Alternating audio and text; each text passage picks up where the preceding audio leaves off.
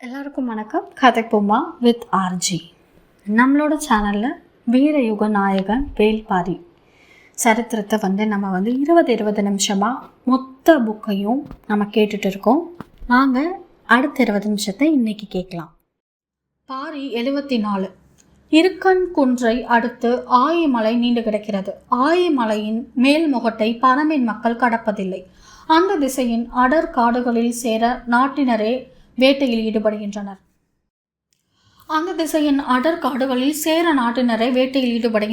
எனவே அப்போதிலிருந்து அது அவர்களின் பகுதியாகவே கருதப்படுகிறது. அந்த காட்டின் நடுவில் தான் குட்டநாடும் குடநாடும் இப்போது தத்தம் படைகளை ஒருங்கிணைத்துள்ளன.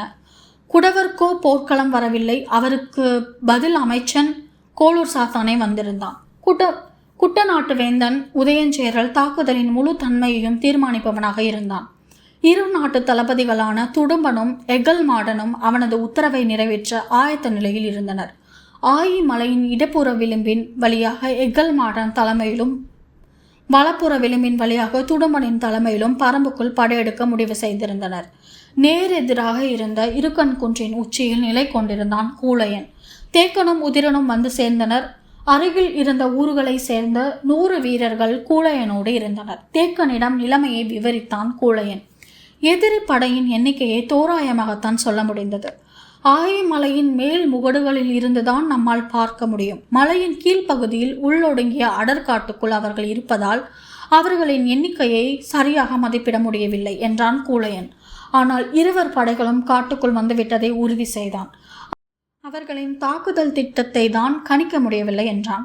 தேக்கன் நிலைமையை புரிந்து கொள்ள நேரம் எடுத்துக்கொண்டான். சேரர்கள் இருவரையும் எளிதாக நினைத்துவிடக் கூடாது என அவனுக்கு தெரியும். கூழையனின் கூற்றுப்படி சேரப்படை முழுமையாக வந்து 2 வாரங்களாக போகின்றன. ஆனால் இன்னும் அந்த இடம் விட்டு அசையாமல் ஏன் இருக்கிறான்? அவனது காத்திருப்பு எதற்காக? தேக்கன் கேள்விகளை எழுப்பியபடியே இருந்தான். சேரன் ஆயிமலையின் இடப்புற விளிம்பு அல்லது வலப்புற விளிம்பு என ஏதேனும் ஒன்றின் வழியாகத்தான் உள்ளே நுழைந்தாக வேண்டும் என்று கூழையன் சொன்னபோது, ஏன் 2 பக்கங்களிலும் ஒரு சேர உள்ளே நுழைய மாட்டானா என்று கேட்டான் தேக்கன். வாய்ப்பிருக்கிறது என்றான் கூழையன். இந்த 2 பக்கங்களிலும் அவனது படையை எதிர்கொள்ள நாம் ஆயத்தமாவோம் என அவனுக்கு தெரியும் அல்லவா? பிறகு ஏன் அவன் காலம் தாழ்த்தி கொண்டிருக்கிறான்? கூழையனிடம் பதில் இல்லை. நம்மை இங்கு கவனம் செலுத்த வைத்து அவன் வேறு திசையில் நுழைய மாட்டானா என்று கேட்டான் உதிரன். இல்லை, வேறு எங்கும் அவனது படை நிலை கொள்ளவில்லை. இங்குதான் அவன் மையமிட்டுள்ளான் என்றான் கூழையன். எப்படி சிந்தித்தாலும் அவனது செயலின் காரணம் பிடிபடவில்லை. அன்றிரவு தேக்கன் எந்த முடிவும் எடுக்கவில்லை. உதயஞ்சேரல் ஏன் காத்திருக்கிறான்? அவனுக்கு தேவையான செய்தி வந்து சேரவில்லை, அல்லது அவன் நினைத்த இடத்தில் எதிரிகளாகிய நாம் வந்து சேரவில்லை. இந்த 2 காரணங்கள் தான் இருக்க முடியும். சோழனும் பாண்டியனும் படையெடுத்துள்ள செய்தி அறிந்து அவர்களின் தாக்குதலுக்காக காத்திருக்கலாம், அல்லது நாம் ஆயிமலையின் எந்த விளிம்பில் அவனை எதிர்கொள்ள அணிவகுக்கப் போகிறோம் என்பதை அறிய காத்திருக்கலாம் என்று சிந்தித்தபடி இருந்தான். பின்னிரவு தொடங்கியது. தேக்கன் சொன்னான், நாளை காலை 2 விளிம்புகளிலும் நமது படையை அணிவகுக்க செய்வோம். அதன் பிறகும் அவன் முன்னகரவில்லை என்றால் சோழ பாண்டிய படையெடுப்போடு ஏதோ ஒரு வகையில் இவனது திட்டம் ஒருங்கிணைந்துள்ளது என்று பொருள். கூழையனும் உதிரனும் தேக்கனின் சொல்லோடு முரண்பட முடியாமல் அமைதி காத்தனர். தேக்கன் சொன்னான், அப்படி ஒரு ஒருங்கிணைப்பு இருப்பதாக நாம் முடிவுக்கு வந்தால் எதிரிகளை நோக்கி நமது படை முன்பாய்ச்சலில் சென்று தாக்க வேண்டியிருக்கும். தேக்கனின் கூற்று சரி எனப்பட்டது. திட்டத்தை நடைமுறைப்படுத்துவதை பற்றி பேசினர். இடப்புற விளிம்பில் உதிரனின் தலைமையில் 20 ஊர்களையும் வலப்புற விளிம்பில் கூழையனின் தலைமையில் 26 ஊர்களையும் அணிவகுக்குமாறு தேக்கன் சொன்னான். குதிரை படையினரோடு குன்றின் மேல் முகட்டில் அமைந்துள்ள இந்த இடத்திலிருந்து 2 பக்க நிலைமைக்கு ஏற்ப முடிவெடுத்து தாக்குதலை வழிவூட்டுவது தேக்கனின் வேலை என முடிவானது. திட்டமிட்டபடி கூழையனும் உதிரனும் ஆயிமலையின் விளிம்புகளில் எதிரிகளை தாக்க ஆயத்தமாயினர். வலிமை மிகுந்த குதிரை படையோடு இருக்கன் குன்றின் மேலே நின்றபடி 2 பக்க நிலைமைகளையும் கூர்ந்து கவனித்துக் கொண்டிருந்தான் தேக்கன். மறுநாள் முழுவதும் எதிரிகளிடமிருந்து எந்த அசைவும் இல்லை. காத்திருந்தான் தேக்கன். விருந்து மண்டபம் கோடையின் வெக்கையை சிறிதும் உள்ளிறக்காமல் இருந்தது. ஆனால் தேரல் கணக்கின்றி உள்ளிறங்கிக் கொண்டிருந்தது. ஹிப்பாலஸ் குடியில் பேரார்வம் கொண்டவனைப் போல காட்டிக் கொண்டிருந்தான். ஆனால் அவன் குடிக்கும் வழக்கமான வேகம் இன்றில்லை. காரணம் அவனது தேவை வேறொன்று. சோழவேலன் சொன்னார், எவ்வளவு அடர் கானகத்தில் இருந்தாலும் தேவையான அளவு வழி அமைப்பதில் வல்லமை வாய்ந்தவர்கள் குறுங்காடர்கள். இருக்கையின் மீது இருக்கும் தூசியை ஊசி ஊதி தள்ளுவது போல பின்னி கிடக்கும் செடி கொடிகளையும் புதர்களையும் விலக்கி எளிதில் வழியமைப்பார்கள். கீழ்காடர்களோ நீரும் வேரும் கிழங்கும் அறிந்தவர்கள். மண்ணுள் இருக்கும் அனைத்தையும் பற்றி அவர்களைப் போல் அறிந்த இன்னொரு உயிர் இல்லை என்றே சொல்லலாம். மேல் மண்ணை மோந்து அடிமண்ணை கண்டறியும் ஆற்றல் கொண்டவர்கள். மண்ணுள் மணிக்கற்கள் இருக்கும் இடத்தில் நன்கு வேர்விட்டு வளரக்கூடியது கருநொச்சி என்று கண்டறிந்தவர்கள் அவர்களே. அதனால்தான் கருநொச்சி இருக்கும் நிலத்தில் புதையல் இருக்கும் என்று மக்கள் நம்பத் தொடங்கினார்கள். மேல்காடர்களோ நிலத்தின் மேற்புறத்தை தமது உடலின் மேற்புறம் போல பாவிப்பவர்கள். மரம் செடி கொடி என அனைத்தையும் இருக்கும் நிலையிலேயே ஆயுதமாக மாற்ற தெரிந்தவர்கள். இவர்கள் மூவரும் ஆதியில் ஒரு தாய் வயிற்று பிள்ளைகள். அந்த ஆதித்தாய் மண்ணுள் இருந்து விளைந்தவள், மண்ணால் ஆனவள் என்று சொல்கிறார்கள். அதனால்தான் இன்றும் மண் போர்த்தி உறங்கும் பழக்கம் அவர்களிடம் உண்டு. ஹிப்பாலஸ் இதுவரை இப்படி ஒரு பழக்கம் இருக்கும் மனிதர்களை பற்றி கேள்விப்பட்டதே இல்லை. மிரண்டு நின்றான். கிழக்கு பகுதி மலையின் ஆதி குடிகள் இவர்கள். பச்சை மலை தொடர் போல் ஒற்றை குணம் கொண்ட நீல் மலை அல்லாது. ஒவ்வொரு குன்றுக்கும் ஒவ்வொரு தன்மை உண்டு. கிழக்கும் மேற்கும் எதிர் திசைகளைப் போல இந்த இரு திசைகளில் உள்ள மலை மனிதர்களும் எதிரெதிர் தன்மைகளை கொண்டவர்கள். இத்தனை தலைமுறைகளாக தமிழ் நிலத்தோடு வணிகம் நடந்திருந்தும் இதுவரை கேள்விப்பட்டிராத செய்தியை கேட்டுக்கொண்டிருந்தான் ஹிப்பாலஸ். சோழவேளன் தொடர்ந்தார். காட்டின் ஆதி குணங்களை தங்களின் குருதி நாளங்களில் உணர்ந்தவர்கள் நெடுங்காடர்கள். எனவே அவர்களை கொண்டே படையெடுப்பின் முறைமையை வகுத்துள்ளான் என மகன் செங்கன சோழன் சோழ நாட்டு நிலைப்படையின் தேர்ந்த வீரர்கள் மட்டுமே இந்த படையெடுப்பில் பங்கெடுத்துள்ளனர். நெடுங்காடர்கள் கவசம் என அணிவகுக்க பரம்பை ஊடுருவி சென்று கொண்டிருக்கிறது சோழப்படை. அது சமதள போரில் எவ்வளவு ஆற்றல் வாய்ந்த தாக்குதலை நடத்துமோ அதைவிட வலிமையான தாக்குதலை இப்போது காடுகளுக்குள் நடத்த வல்லது என்றான். விழித்த விழி நகராமல் நின்றது. சேரனையும் பாண்டியனையும் கடந்தவனாக இருக்கிறான் சோழன் என தோன்றியது.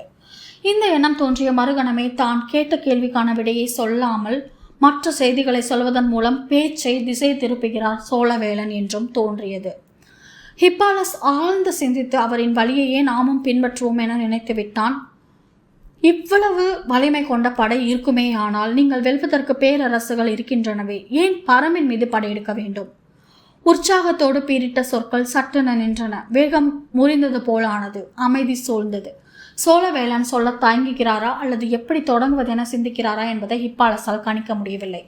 சற்று அமைதியான பிறகு ஹிப்பாலஸை பார்த்து சோழவேளன் கேட்டார், ஒரு நாட்டை செழிப்புமிக்க நாடு என எதை வைத்து தீர்மானிப்பீர்கள்?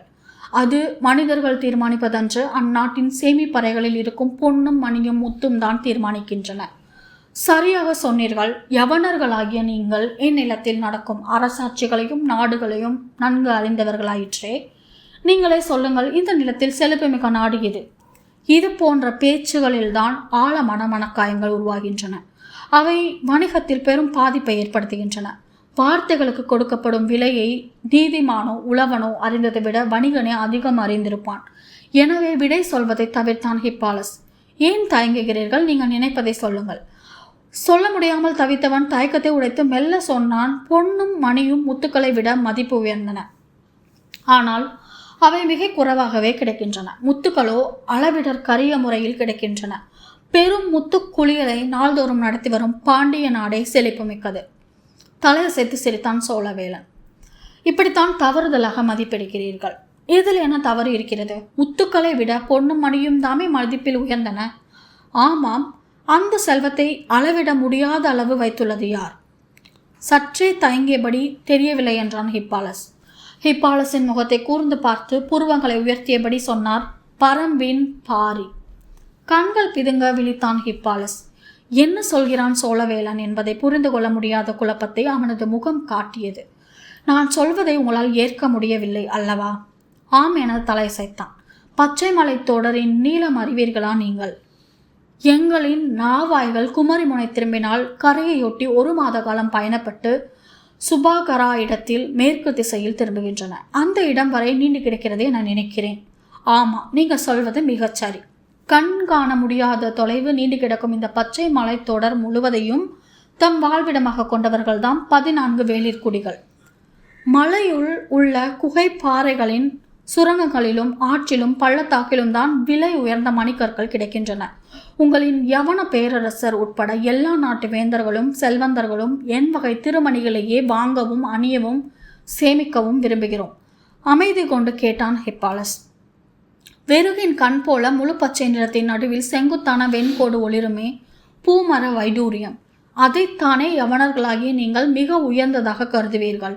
ஆமாம், அந்த வகையான வைடூரியம் மிக அதிகமாக கிடைப்பது உடுவன் மலையில். அந்த மலையை ஆள்பவன் வேல் அழுந்துவன்.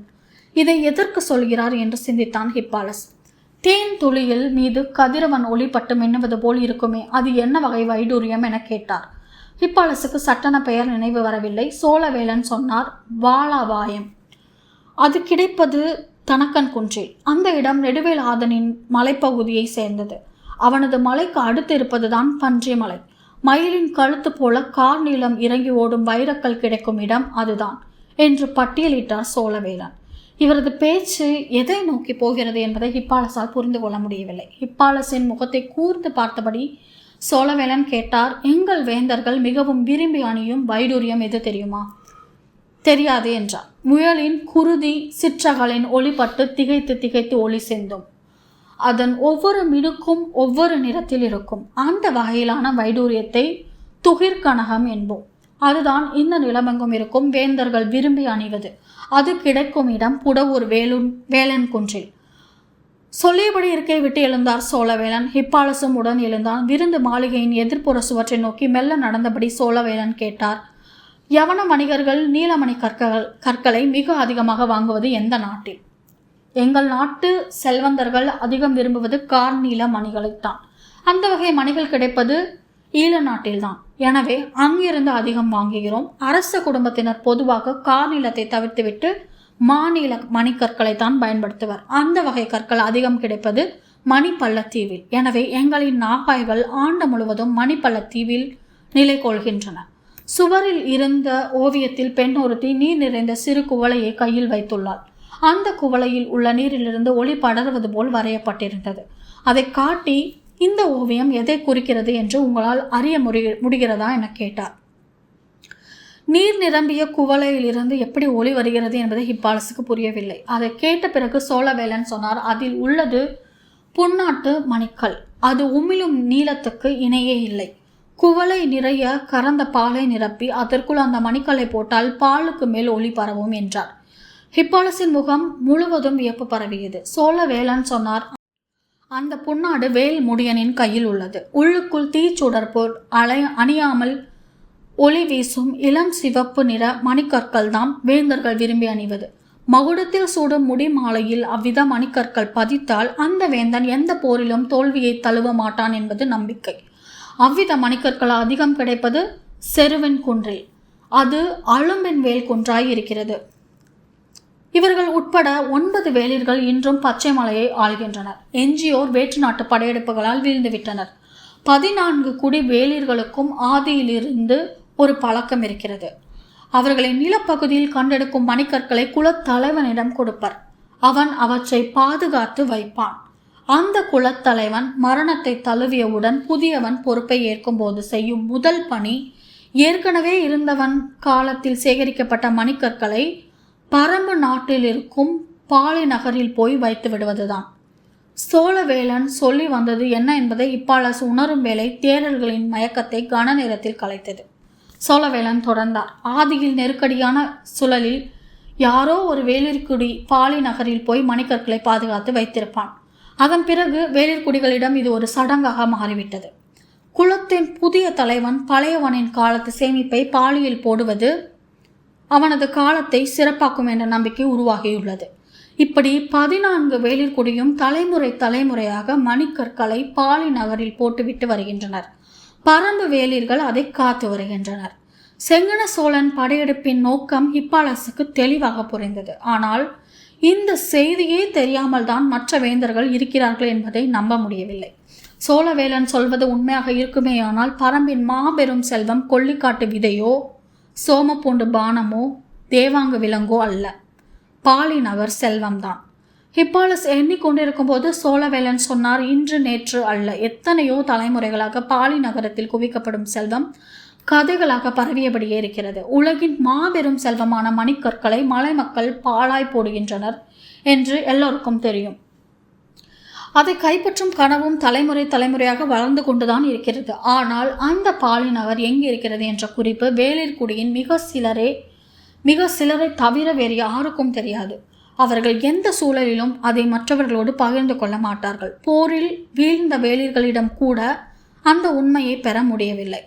ஹிப்பாலஸ் தன்னை முழுமுற்றாக மறந்த நிலையில் சோழவேலனின் சொல்லை கவனித்துக் கொண்டிருந்தான். மறைக்கப்படுவதுதான் கவனிக்கப்படுவதாக மாறும். மேற்கு திசையில் உள்ள பச்சை மலைத்தொடரில் வேளிர்களால் மறைக்கப்படுவது கீழ்த்திசை குன்றுகளில் உள்ள நெடுங்காடர்களால் கவனிக்கப்பட தொடங்கியது. தலைமுறை தலைமுறையாக பாலி நகரை அறிவதே நெடுங்காடர்களின் பணி. அவர்களின் முன்னோர்கள் இட்ட வாக்கும் அதுதான். மண்ணின் அடிவாரத்தை மோந்தே கண்டறியும் கீழ்காடர்கள் தான் பாலி நகர் நிலை கொண்டுள்ள நிலத்தை கண்டறிந்துள்ளனர். எண்ணில் அடங்காத மணிக்கற்கள் குவிக்கப்பட்டிருக்கும் அந்த நிலத்தை அவர்கள் கண்டறிந்த போதுதான் இன்னொன்றையும் சேர்த்தே அறிந்தனர். என்ன என்று அதிர்ந்து கேட்டான் ஹிப்பாலஸ்.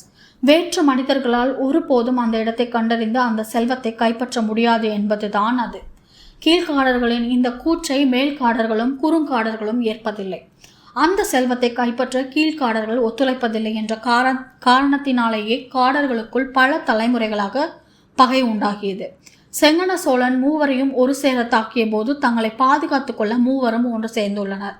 அப்படி இருந்தும் சோழ பேரரசின் பெரும் படையை அவர்களால் வீழ்த்த முடியவில்லை. சோழப்படைக்கு கிடைத்த பெரும் வாய்ப்பு இயற்கையால் நிகழ்ந்த நிலச்சரிவு. அது நெடுங்காடர்களின் குடியிருப்புகளை அழித்தது.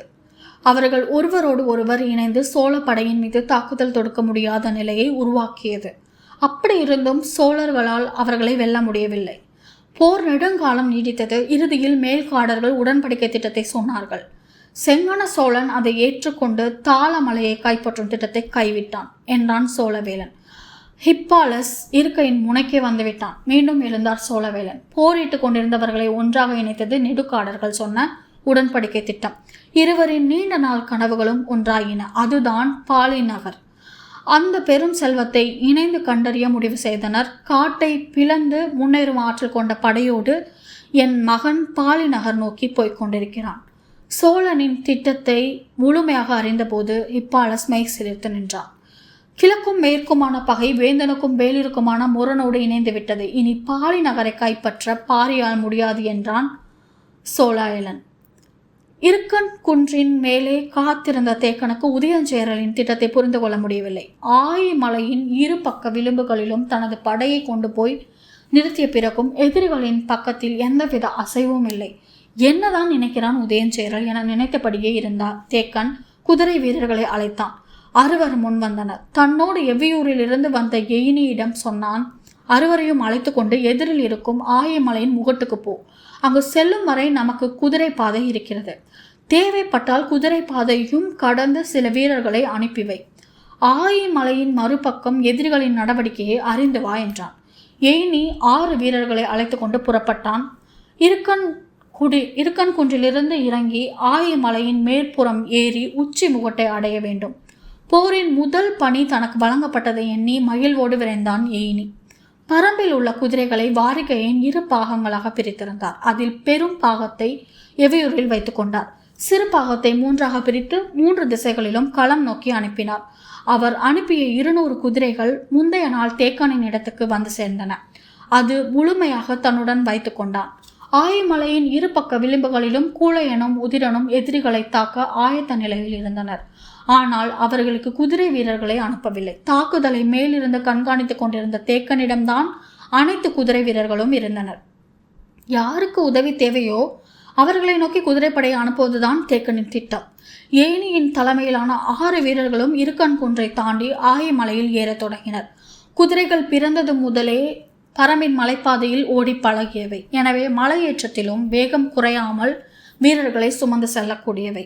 ஆயமலையின் பாதி உயரத்தை கடந்தனர். சில இடங்களில் ஆபத்தான சரிவு பாறைகள் உண்டு. அந்த இடங்களில் குதிரையை விட்டு இறங்கி நடந்து செல்வர். முன்னால் சென்று கொண்டிருந்த எயினி இறங்கி நடந்தான். வீரனாகிய தனக்கு வழங்கப்பட்ட இந்த பணி குறித்து எயினியின் மனதில் மகிழ்வு பீறிட்டபடி இருந்தது. சரிவு பாறையில் கூட குதிரையை நடக்க விடவில்லை. அவன் ஓடுகிற அதே வேகத்தில் இழுத்து கொண்டு நடந்தான். பாறையை கடந்ததும் குதிரையின் மீது ஏறி கடிவாளத்தை சூண்டினான். வரிசையாக மற்ற வீரர்களும் குதிரையின் மீது ஏறினர். வேகம் கூடியது. ஆயமலை முகட்டின் பின்புறத்திலிருந்து உதயஞ்சேரல் எதை எதிர்பார்த்து காத்திருந்தானோ அது அவனை நோக்கி வந்து கொண்டிருந்தது. சோழனின் பெரும் படை சுழிப்பள்ளத்தை அடைந்தது. படையின் வால் பகுதி மறுமலையை கடந்து கிடந்தது. இடப்புற கரையின் மேல் மறைந்தபடி வந்து கொண்டிருந்த பிட்டன் தலைமையிலான படையும் வலப்புறத்திலிருந்து ரவாதன் தலைமையிலான படையும் தங்களின் நிலையிலேயே இருந்தனர். இந்த படை சுழிப்பள்ளத்திலிருந்து இடப்புறமாக எழுவனாற்றில் நுழைய போகிறதா அல்லது வலப்புறமாக வட்டாற்றில் நுழைய போகிறதா என்பதை பொறுத்துதான் அவர்கள் தாக்குதல் அமையும். தாக்குவது என்ற முடிவானால் அதற்கு உத்தரவை இரவில்தான் பாரி அறிவிப்பான் என்று இருவரும் நம்பினர். ஏனென்றால் படையின் எண்ணிக்கை மிக பெரியது. இரவுதான் சிதறடைக்கும் தாக்குதலுக்கு பொருத்தமானது. ஆற்றின் இரு பக்கங்களும் மேலிருந்து படை நகர்வை கவனிக்க தொடங்கினர். ஆற்றின் போக்கிலே எவ்வியூர் நோக்கி போகப் போகிறார்களா அல்லது இணையும் ஆற்று தடத்தில் நுழையப் போகிறார்களா என்பதை உன்னிப்பாக கவனித்தனர். விருக மரம் ஒன்றின் மீது ஏறி தலையை மட்டும் வெளியே நீட்டி உற்று பார்த்து கொண்டிருந்தான் பிட்டன். ஆற்றின் வலப்புறம் பாறையின் மேல் மடிப்பிலிருந்து பார்த்து கொண்டிருந்தான் இரவாதன். மலை முகட்டின் மீதிருந்து பாறையின் இரு கண்களும் சுழி பள்ளத்தை உற்று பார்த்து கொண்டிருந்தன. பொழுது புலர்ந்த சிறு நேரத்திலேயே கதிரவன் ஒளியில் மின்ன தொடங்கிய வட்டாற்று மணலில் தம்முடைய கால்களை பதித்தன சோழப்படையின் முதல் வரிசை யானைகள். இதோட பரம்பு மலையின் நாயகன், இயற்கையின் நண்பன் வேள்பாரியோட நம்ம பண்ணிகிட்ருக்கிற பயணத்தை, இன்னைக்கான பயணத்தை இதோட நம்ம முடிச்சுக்கலாம். நாளைக்கு மேற்கொண்டு ஆரம்பிக்கலாம். இந்த பதிவு உங்களுக்கு பயனுள்ளதாக இருந்துச்சுன்னா கதைப்போமா வித் ஆர்ஜி சேனலை லைக் பண்ணுங்கள், ஷேர் பண்ணுங்கள், கமெண்ட் பண்ணுங்கள், கண்டிப்பாக சப்ஸ்கிரைப் பண்ணுங்கள். தேங்க்யூ.